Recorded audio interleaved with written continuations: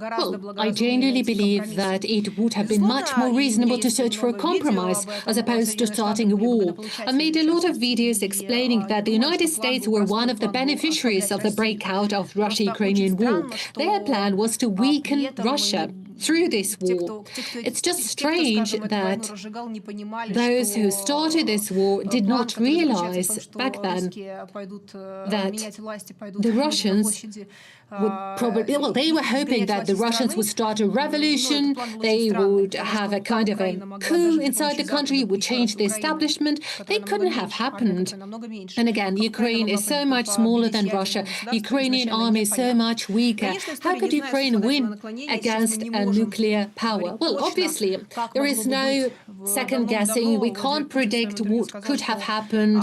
A long time ago, President Putin was saying that historically it happened so that the most tense times between Russia and the United States were happening whenever the Democratic Party was in power and not the Republican Party. We all remember what was happening in 1962. We remember the Caribbean crisis.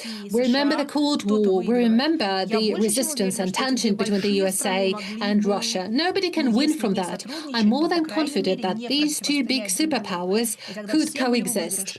They could benefit from this cooperation.